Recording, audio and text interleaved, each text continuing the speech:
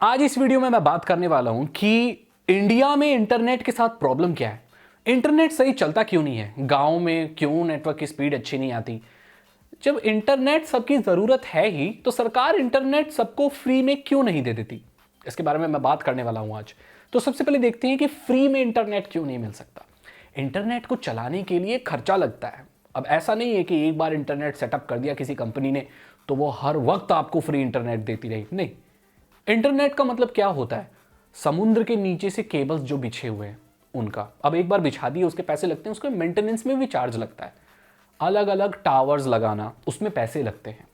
Workers जो काम करते हैं, जैसे जियो में जो लोग काम करते हैं वो फ्री में काम नहीं करते होंगे मेरे ख्याल से, वो सैलरी लेते होंगे। मैनेजर होते हैं, टेक्नीशियन होते हैं, इंजीनियर्स होते हैं, वो पैसे लेते हैं। उनकी सैलरी कैसे देगी कंपनी, ठीक है। राउटर होते हैं, आपके घर तक जो तार आ रहा है ना, जो सिम कार्ड बन रहे हैं, जो भी फैसिलिटीज़ तैयार हो रही हैं, उन सब के लिए पैसा लगता है और वही पैसा वो आपसे चार्ज करते हैं। कोई भी मशीन जब चलती है तो उसके मेंटेनेंस में खर्चा लगता है और वही खर्चा और जो प्रॉफिट होता है और जो सैलरी होती है उनके एम्प्लॉयज़ की वो हमसे लेती है। इसीलिए इंटरनेट हमें फ्री नहीं मिलता। अब बहुत लोग ये बोलेंगे कि सागर भाई, जो सरकार है वो तो दिल्ली में फ्री वाईफाई दे रही है और अलग अलग बड़े बड़े देशों में या बड़े बड़े स्टेट्स में हमारे यहाँ पर फ्री वाईफाई का काफ़ी कॉन्सेप्ट आया है अभी। तो मेरे भाई वो फ्री नहीं है, इस दुनिया में कुछ भी फ्री नहीं है।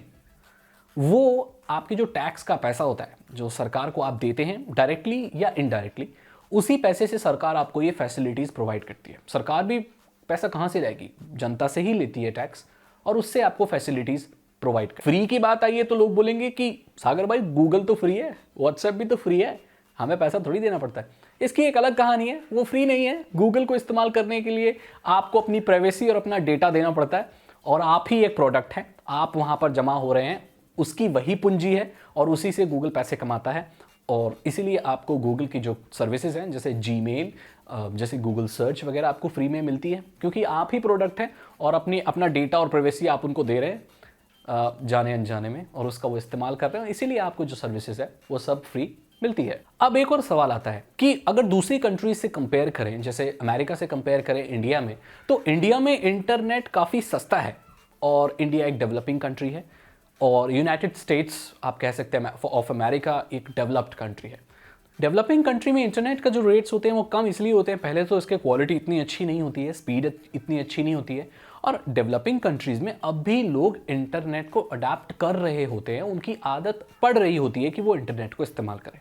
आपको सस्ते दरों पर इंटरनेट इसलिए दिया जाता है ताकि आपकी आदत बन जाए और आगे चलकर जब कंपनी रेट बढ़ाए तो आप किसी भी रेट पर या थोड़े ज़्यादा रेट पर भी इंटरनेट इस्तेमाल करते रहे। जियो का एक बहुत अच्छा एग्जाम्पल है। जियो सबसे पहले फ्री आया था, रात में अनलिमिटेड वो डेटा मिल रहा था, कितना भी इस्तेमाल कर सकते थे जब स्टार्टिंग में जियो आया था। धीरे धीरे रेट्स अब वहीं आते चले जा रहे हैं जैसे बाकी कंपनियों के आ रहे हैं। हाँ, नो डाउट उस समय कंपनियां बहुत ज़्यादा चार्ज करती थी और जियो बहुत सस्ती और फ्री चीज़ें लेकर आया था, लेकिन जियो भी अब धीरे धीरे वहीं आपसे पैसा लेना शुरू कर रहा है, आदत बना देते हैं। लेकिन ये जो जियो की स्ट्रैटेजी थी ये शॉर्ट टर्म की है, लेकिन जितनी बड़ी जो डेटा सर्विसेज होती हैं या जो कंपनी होती हैं वो डेवलपिंग कंट्रीज़ में इसीलिए डेटा सस्ता देती है ताकि लोगों की आदत बने इंटरनेट यूज़ करने की। जियो के आने के बाद अब लोगों को कॉल के अलावा इंटरनेट की भी सख्त ज़रूरत है। ऐसा इंसान जो ज़्यादा इंटरनेट के बारे में पहले जानता नहीं था, अब उसको दिन का 1.5 GB चाहिए क्योंकि आदत लग चुकी है और उसके लिए वो अब पैसा देने को भी तैयार है। ऐसे खाने वाले स्टॉल पर कोई भी खाना नहीं खाना चाहेगा जिसको उसका टेस्ट ही नहीं पता, लेकिन जो खाने वाले होते हैं वो थोड़ा थोड़ा फ्री में टेस्ट करा देते हैं जापान में और अलग अलग कंट्रीज़ में, ताकि उस चीज़ का टेस्ट पता लग पाए और अगली बार जब वो कस्टमर आए तो पैसा दे के भी वो चीज़ खरीदे।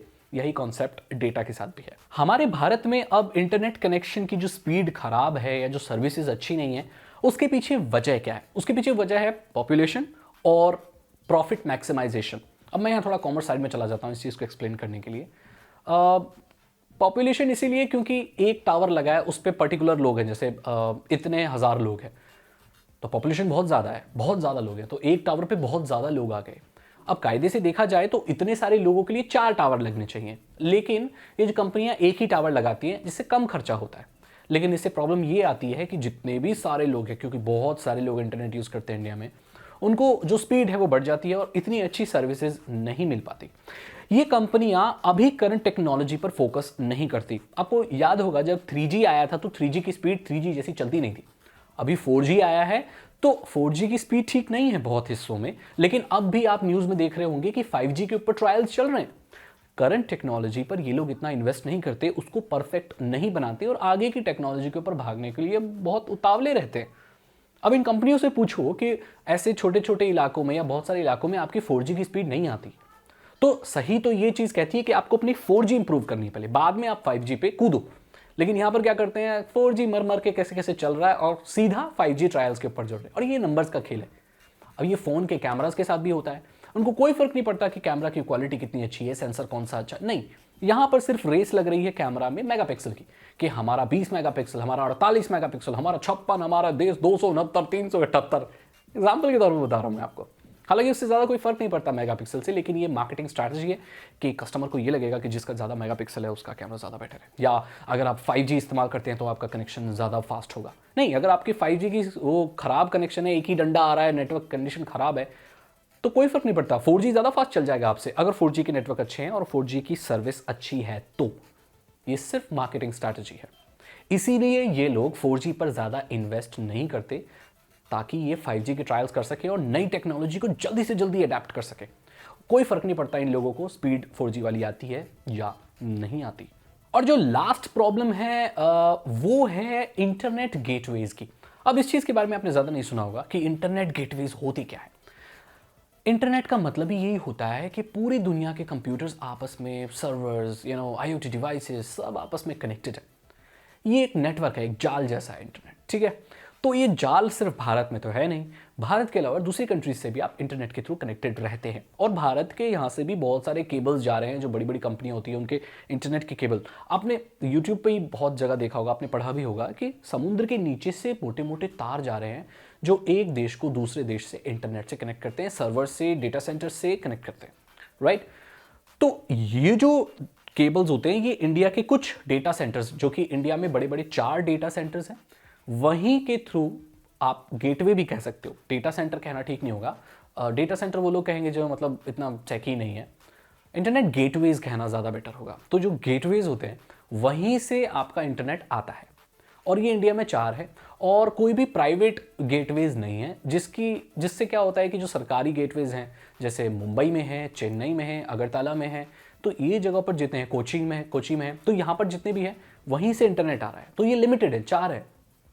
तो हमारे, अगर मैं अभी यहाँ से इंटरनेट लेना चाहूँ तो काफ़ी दूर से आएगा, बहुत दूर से आएगा, क्योंकि मेरे आसपास यहाँ पर कोई भी गेटवे नहीं है, तो वो दूर से आ रहा है, तो कनेक्शन बहुत लंबा बन रहा है, ज़्यादा तार की ज़रूरत है, तो स्पीड भी अफेक्टेड होगी उससे, और डेटा ज़्यादा दूर ट्रैवल करेगा तो ज़्यादा तार तो ज़्यादा मेंटेनेंस तो ज़्यादा पैसे, इसीलिए इसके प्राइस अप हो जाते हैं और क्वालिटी सर्विस हमें नहीं मिल पाती। और प्रॉब्लम ये भी है कि अब हर जगह पे फाइबर ऑप्टिक्स नहीं है। अब भारत में काफ़ी एरिया में फाइबर ऑप्टिक है, पहले तो नहीं थे, लेकिन अब भी इस हिसाब से नहीं है, इसीलिए हमारे यहाँ पर इंटरनेट की जो चीज़ है वो ख़राब है।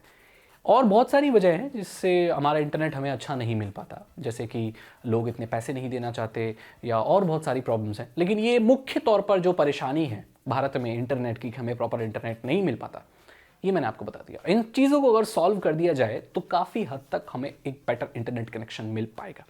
अगर आपको ये वीडियो अच्छी लगी तो इसे लाइक करें, अपने दोस्तों के साथ शेयर करें। साइबर सिक्योरिटी और इथिकल हैकिंग में इंटरेस्ट है तो डिस्क्रिप्शन चेक करें, 299 रुपीज़ के 3 इथिकल हैकिंग कोर्सेस है, जो कि आसान भाषा में आपको इथिकल हैकिंग सिखा देंगे। आप चाहें तो मुझे फेसबुक, ट्विटर और इंस्टाग्राम पर फॉलो कर सकते हैं, उन सभी के लिंक आपको डिस्क्रिप्शन में मिलेंगे। चैनल को सब्सक्राइब करने के साथ साथ बेल आइकन को प्रेस करें। मैं मिलता हूं आपसे अगली वीडियो में। Thank you so much and good bye.